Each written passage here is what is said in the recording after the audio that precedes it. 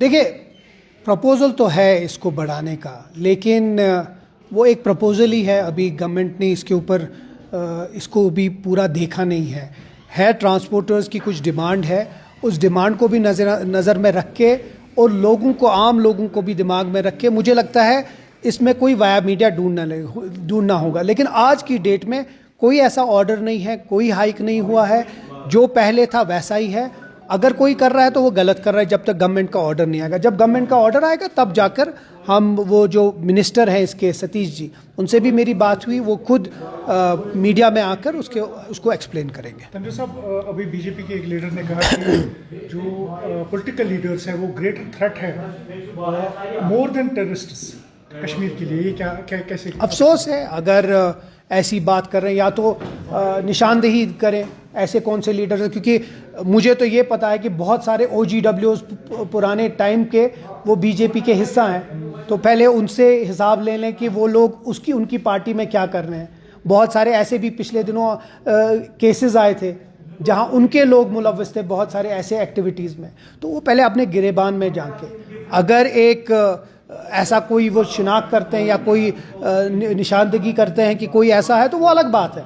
लेकिन हर किसी को एक ब्रश के साथ पेंट करना कि सब लोग ख़राब हैं, वो अफसोस है। और वो बीजेपी का एक हाल है, ये इनका एक आदत हो गई है, ख़ासकर कश्मीर के मुसलमानों के ऊपर उंगली उठाना, कश्मीर के मुसलमानों को बुरा बोलना, और जब मतलब के वक्त कश्मीर के मुसलमानों को कहना कि नहीं, हम आप हमारे अपने।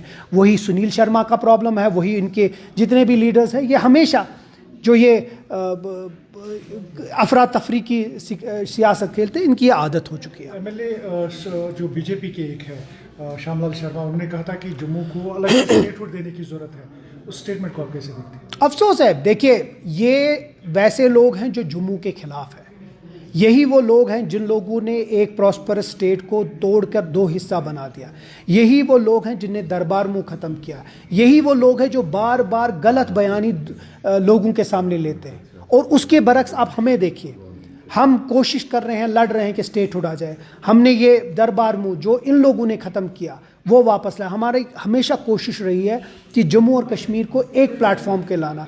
आपस में जब बातचीत होगी तब जाके आपस में जो चीज़ें हैं वो ठीक होगा। लेकिन इनकी जो ये फिरका वराना वाली सियासत है, अफसोस है इसके लिए। हम तो चाहते हैं, हम कभी मज़हब के ऊपर काम नहीं करते। हमने कभी ये नहीं किया कि मज़हब के ऊपर हम किसी को तोले। ये मेरिट के ऊपर भी मज़हब ला रहे हैं, ये यूनिवर्सिटीज़ में मज़हब ला रहे हैं, ये स्पोर्ट्स में मज़हब ला रहे हैं।